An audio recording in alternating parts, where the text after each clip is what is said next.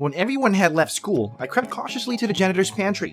I needed to get there soon. He finally came out, and I immediately darted into the pantry and pushed the cabinet aside. It was heavy and wouldn't budge. Come on! A door opened behind the cabinet.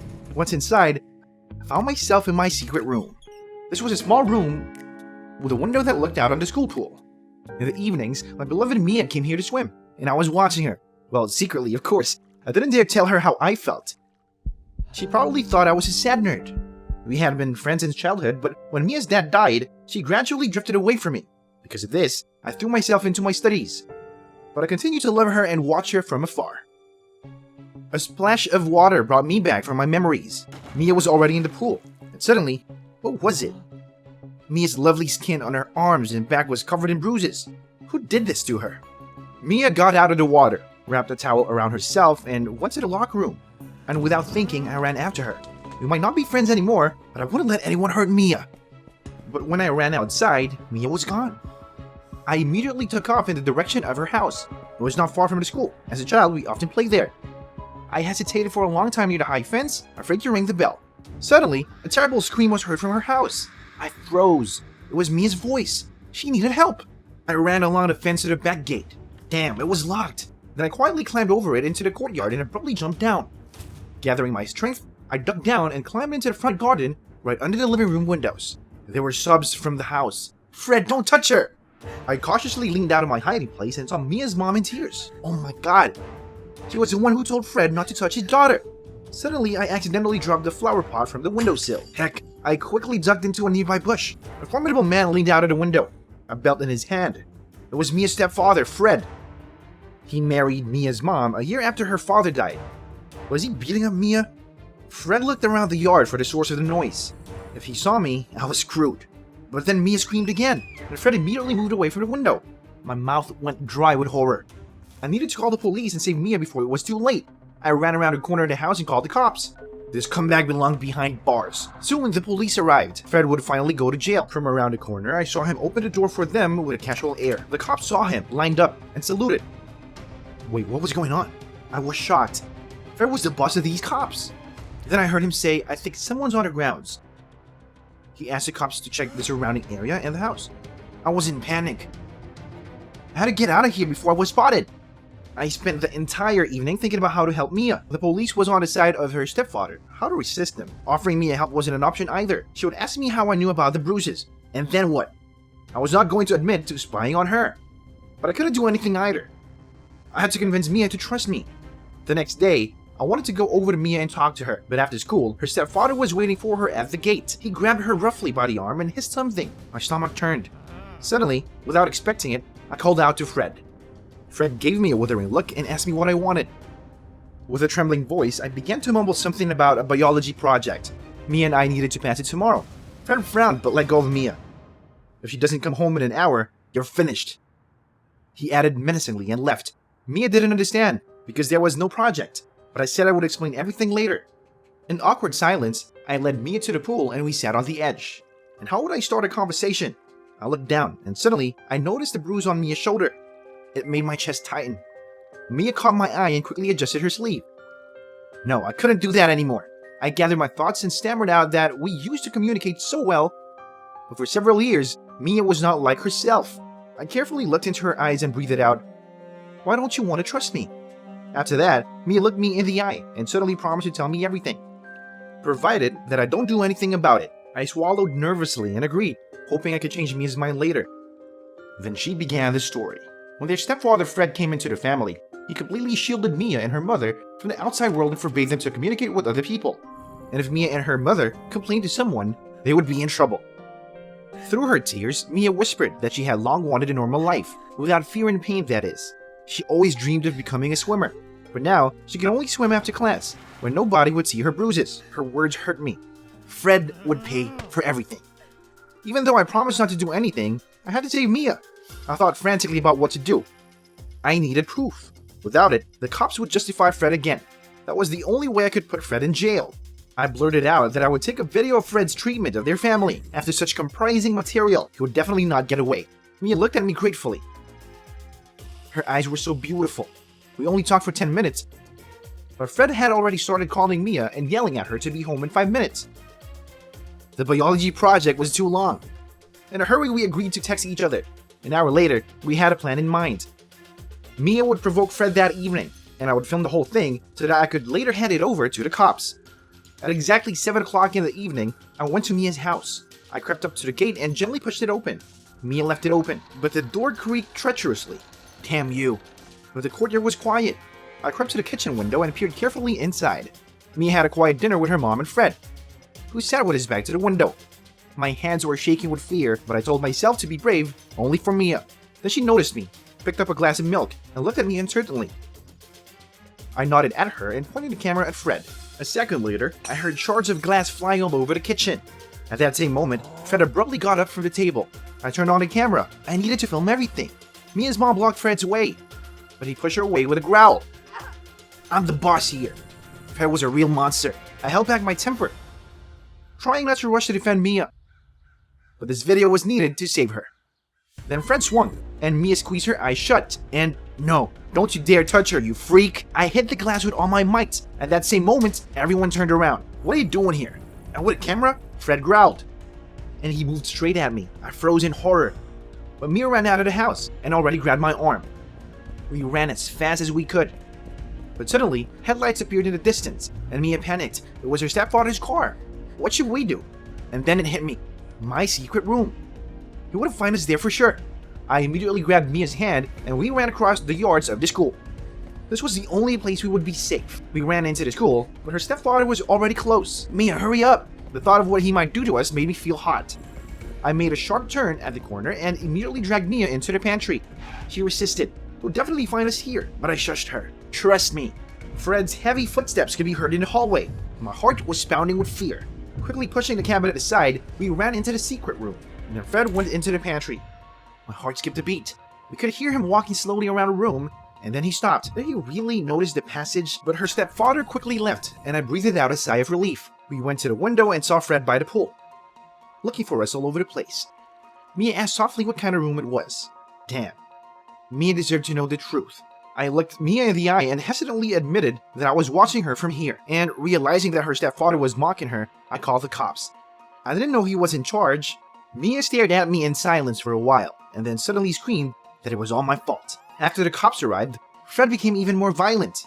I tried to say that I wanted to save her, but suddenly there was a knock on the window. Oh my god, Fred heard us! Fred had already grabbed a chair, swinging at the mirror that covered the window of the secret room. He was going to get us. I looked at the terrified Mia, imagining how much he'd been through with this tyrant. Then I was furious. You won't touch her again, you freak! I grabbed Mia's shoulders. We have to film everything. She tried to stop me, but I took one last look at her and ran out of the room. I went out to the pool and shouted, Hey Fred! Fred turned slowly. My heart sank. Then he threw back the chair, shouted angrily, and ran at me. I tried to dodge, but Fred grabbed me and started choking me. My vision began to blur. Was this the end? With the last of my strength, I pushed Fred, and he tripped over the edge and fell into the water. I immediately ran away and shouted, Mia, you gotta run! We ran out of the school together. Mia gave me the phone. The video was taken. With tears in her eyes, she whispered, You are my hero. These worms warmed my heart. But I had to give the video to the police as soon as possible. We drove to the police station on the outskirts where Fred certainly didn't have the power. On the way, I kept peering into the darkness, afraid to see Fred's car. Even at the police station, Mia was afraid to talk, but I took her hand and told her that I would tell them what happened. The cops, seeing the dirt, told Mia that she had a very brave boyfriend. I was confused. Before, I couldn't even answer the hooligans, but now I was a brave guy who saved his beloved girl. A couple of hours later, Fred was detained. He said that he would come back for Mia and show her who was in charge of their family.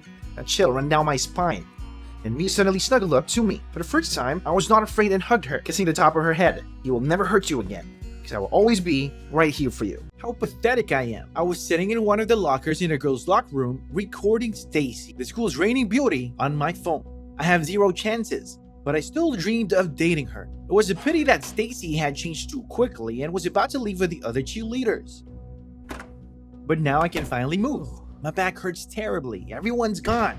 I pushed the locker door open, but it wouldn't budge. I kicked at the door for 20 minutes with all my might until I was completely exhausted, and then I was overcome by panic. The door was firmly jammed. Heck, I think I'm stuck in the women's locker room. A panic attack hit me. It's Friday, everyone's gone. No one will be here for the next 2 days. I'm going to die of hunger and thirst. Then I took my phone out of my pocket and tried to call a friend, but there was no connection in this iron box. I began frantically feeling the shelves of the locker. Bingo! I found a nail file and forged the lock with it.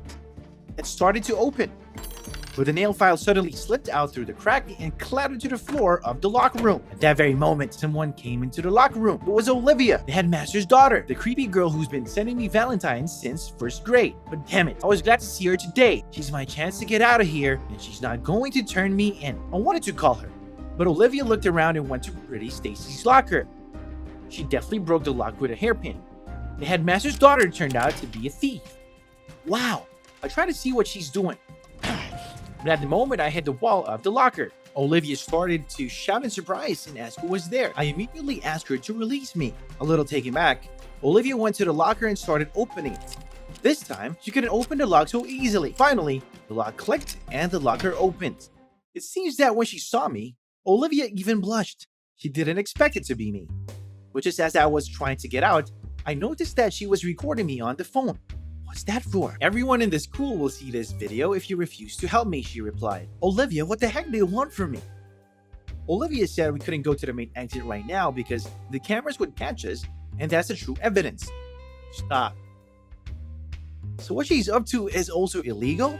Olivia went on. We have to go down the drain pipe so that no one will notice. I nervously laughed. Olivia, are you out of your mind? I said it was too much. I wouldn't do it. But Olivia showed me a video of me sitting in a locker with a stupid face with my arm around a dusty bra. She didn't seem to be joking at all. I looked out of the window and glanced at the pipe. It was old and rusty. It did not inspire confidence at all. You go first quickly, Olivia said. I didn't know what I was doing, and I didn't notice how I was outside with my arms wrapped around the pipe. There were 5 floors underfoot. One move and we're off. What did I get myself into? When my feet hit the ground, I couldn't believe we did it. A few seconds later, Olivia came down. So now I've fulfilled your plan, I blurted out. Almost, said Olivia. There's only one little thing left. You should go to Stacy's house and talk to her for about 10 minutes.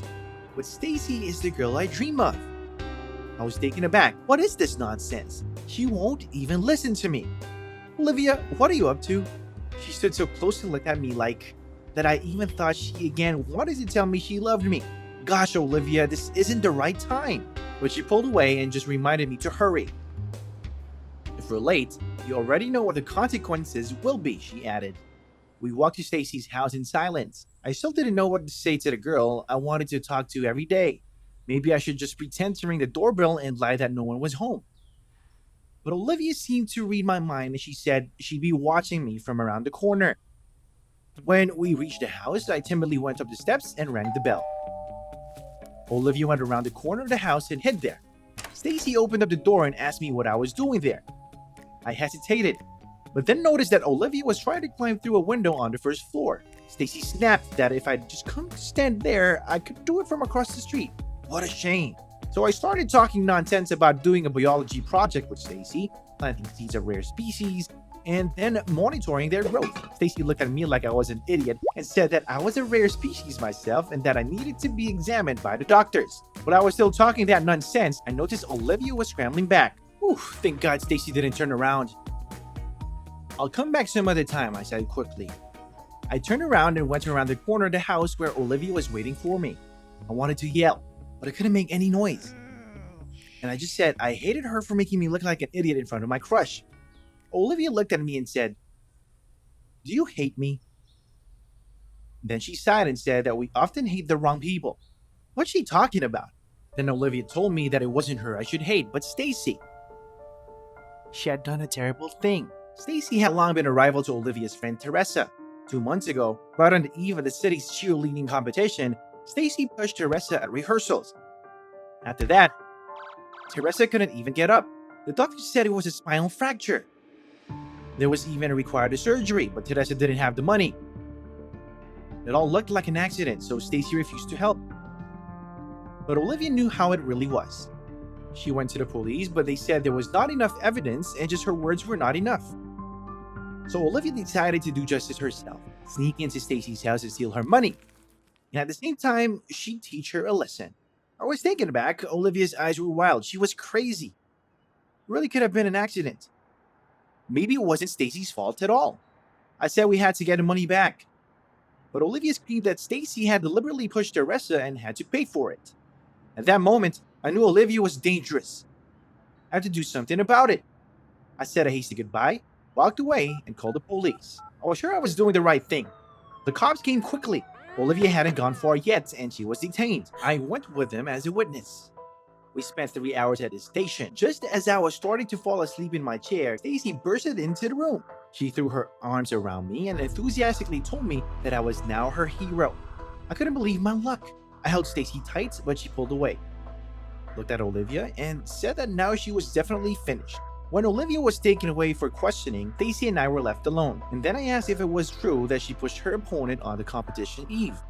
Stacy said that the rabble should know their place, and that she knows how to take revenge without being noticed. I was taken aback. That is, it was you who pushed Teresa? Stacy just grinned. What a rascal she was.